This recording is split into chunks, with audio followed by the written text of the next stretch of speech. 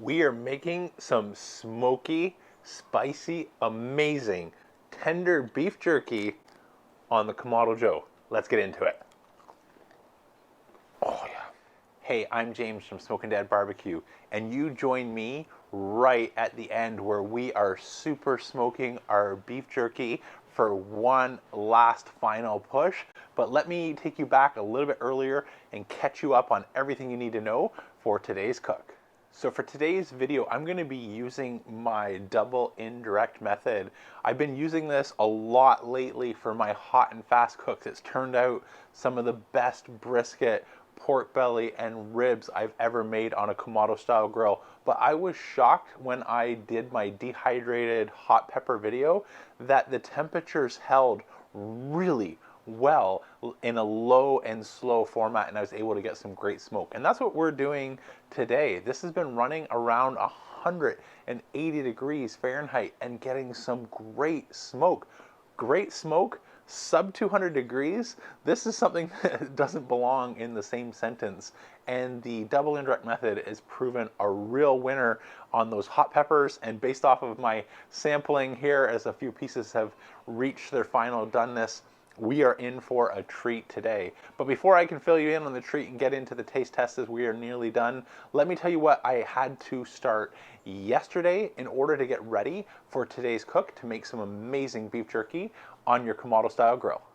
So we've tested lots of marinades when it comes to making some homemade jerky, but I found one of our favorites is the recipe shared by Hey Grill Hey. So that's what I'm using today with the substitution for a little bit more heat. That recipe uses jalapenos. I've substituted that for some Scotch Bonnet pepper. Now, all we want to do in order to get some great marinade on our eye of round roast is build our braising liquid a day in advance. And so to do that, I've doubled the recipe since I used a 6-pound eye of round roast, and the recipe calls for about a 3-pound eye of round. But I'll put the recipe for the 3 pounds, and if you're doing what I'm doing, just go ahead and double that. So instead of 2 cups of Dr. Pepper, I used 4, and everything else is the same. So this is starting with a Dr. Pepper for a base, and then we're adding in things like Worcester and garlic and onion, and of course your hot peppers. So today I'm using Scotch Bonnets for just a little bit more heat than jalapeno. And you want to set that to simmer for about 25 minutes so you push off some of the water and really start to concentrate our flavors: salt, pepper, garlic, onion, and those hot peppers, and you reduce that water content over about 25 minutes to about half of its original volume. Once that boils down to about half, so in my case, I'll have 2 cups. If you follow the recipe to a T, you'll have about 1 cup of marinating liquid. You want to let that come to a complete cool, which gives us an opportunity to have that in the fridge while we start to trim up our eye of round roast.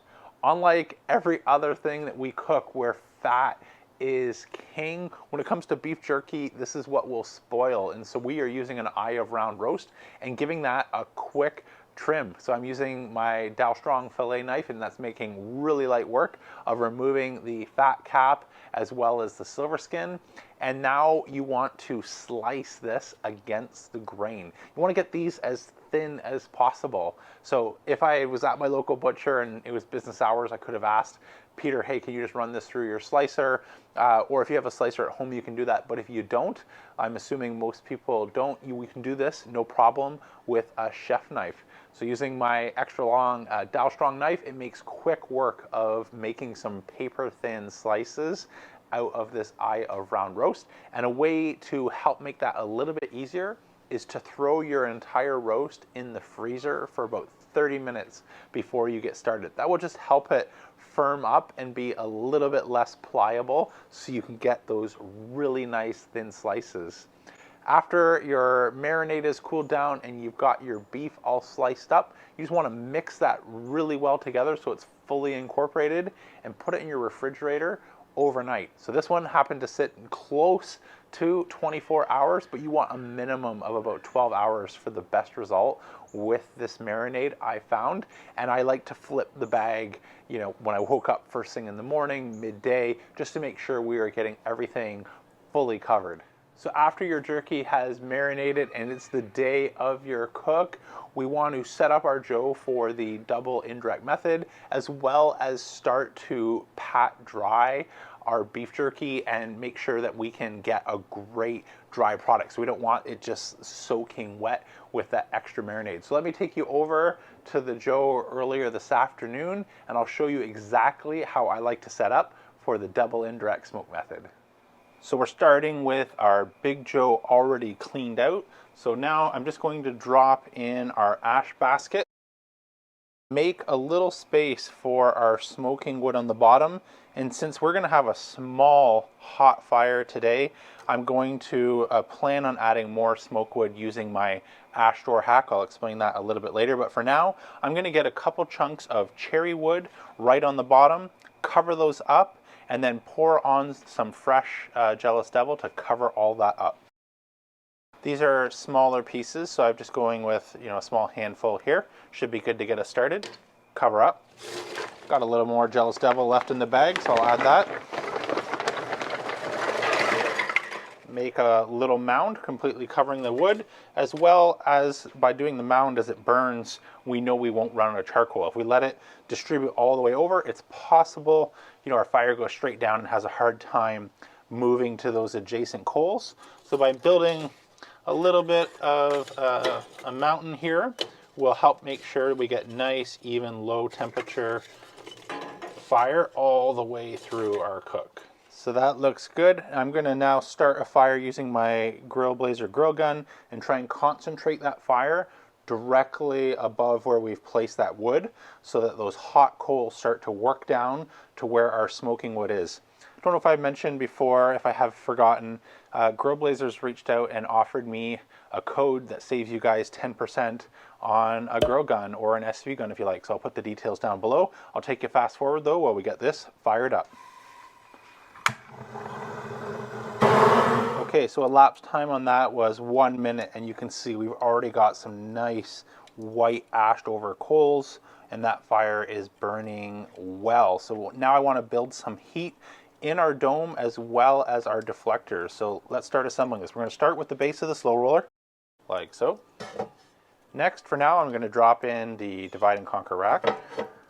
Then I'm going to just temporarily in this position use our X accessory rack to hold our heat deflectors so I can get them right above the fire but not block that heat, since we want the heat to come up and start to warm up our dome. So let me grab our two deflectors, like so, like so, and we're doing the pizza pie configuration, which is pushing these so there's a nice big triangle, and that is going to allow these to start to heat soak so that it doesn't throw our temperature readings off by going on a vent setting we think is right when ceramic's cold, and then later on it'll all of a sudden shoot up 50 degrees once these catch up. So we're going to preheat these as well as preheat our dome. So that's it for right now.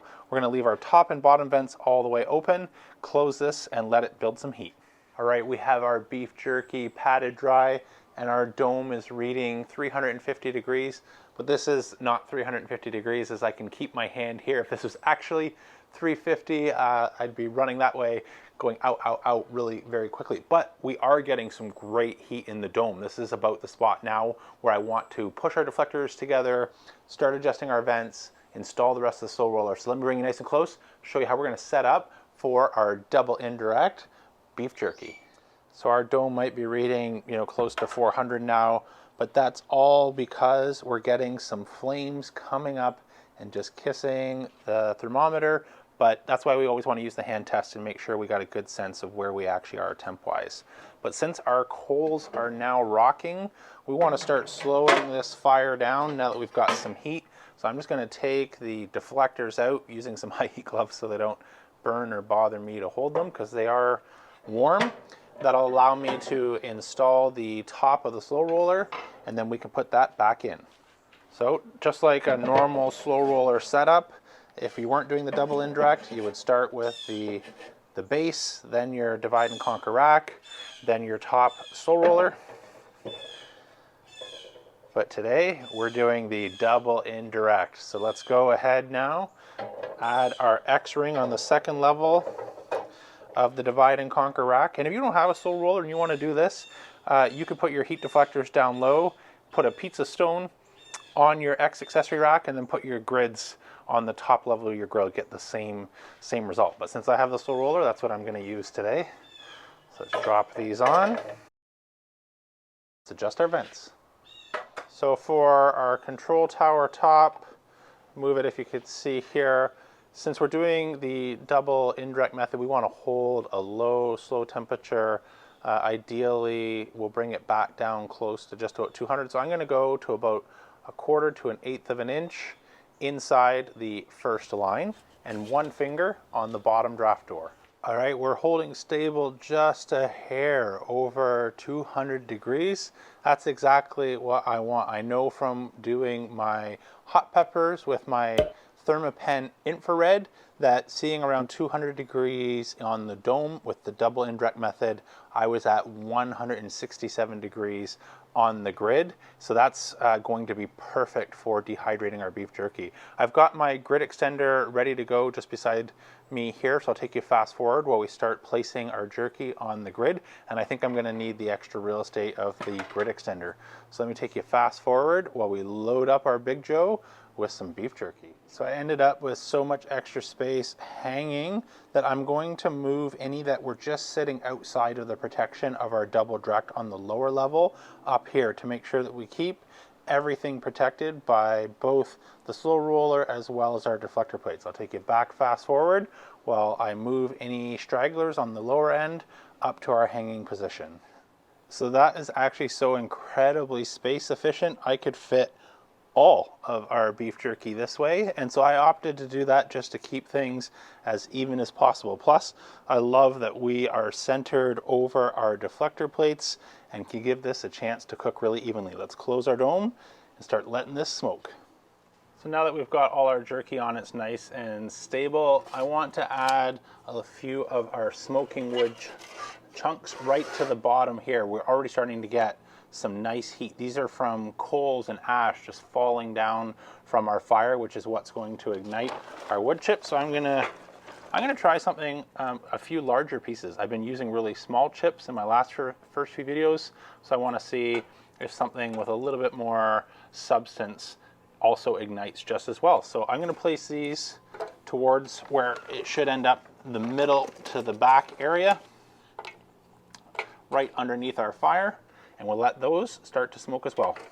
So our beef jerky has been on now just a touch over 4 hours, and we were drawing a line at 180 degrees Fahrenheit. So once again, the double indirect method has proved a real winner. I didn't expect this when I first came up with the concept. I originally came up with the concept because we're trying to manipulate our heat sources. So we've got 3 types of heat. We've got conduction heat, which is our food sitting on a hot grate that can cook it. We've got our convection heat, which is the hot air that's moving inside of our Joe, and typically at 180 degrees Fahrenheit you're not getting great airflow. And then we've got our radiant heat. Again, at low temperatures you're not getting great radiant heat. And so what the double indirect method does, whether we're doing hot and fast, it allows us to cook at a higher temperature without overdoing the bottom. And so that increases our other properties like our convection, because we're getting more hot air moving around, or our radiant heat. So this is so the same is true when we apply it to a low and slow cook, where we can get a nice clean burning fire and get great smoke at a much lower temperature, one that I've ever held before for this long, 180 degrees Fahrenheit in a Kamado style grill. And so now what I've done just before joining the camera is add a couple more pieces of fresh smoking wood. The beef jerky is nearly there. A couple pieces around the outside are done, and that was the one I used for the sample and the intro, but just to hit it with one last hurrah of smoke. I love doing this for my peppers as well as beef jerky, and so this is where, you know, if you love throwing a bunch of wood into your fire, you can break all the rules that I normally talk about and just go to town and give this a ton of smoke. For a short period like this, 20-30 minutes like we are doing, this is going to be pleasant, not way overdone. Where you can overdo it with smoke, if we were doing something like a brisket and doing it overnight for 12 to 18 hours, you wouldn't want your Big Joe like I'm using today smoking as it is behind me with a ton of smoke, as that would just go from pleasant to a little bit overpowering. But for something like this, 30 minutes near the end of a cook, it's going to be just perfect. Let me bring you nice and close. Let me open up the Joe and show you where we're at, and we can get into a taste test. So our dome is still reading about 180 degrees Fahrenheit. Our meter probe, I think I forgot to mention that, but for cooks like this where we're not doing a large protein, you can get yourself a potato, just chop off the end, insert your probe past the line, and drop that in your grill if you want to be able to log your cook, which is how I was able to log today's smoke session for our beef jerky and see that we were getting a nice flat line. But once I took everything out just to add a little bit more wood, I've left that aside since we are nearly done. So taking a look at this, this is looking good. So when we get pieces looking just like this, they're nice, dark, even all the way around, no moisture, but that's still kind of pliable to the point where if we wanted to pull and rip, that is exactly the color and the texture that we're looking for. So let me just set that aside for our taste test. And there's a few here where I can see we are maybe still another 10, 15 minutes away, but almost everything on our Big Joe is done. So I'm just gonna let that hang out and do our taste test, and I'll pull those off later on tonight when they're all done. So I already know from stealing a done piece at the beginning, this is going to be great, but we've got fantastic color and smoke and tenderness. This will blow away any beef jerky you've ever bought in a store. Trust me on that one. This is worth doing, but let's go ahead and do a bit of a taste test here. Perfect. Good. It is a perfect bite of beef jerky.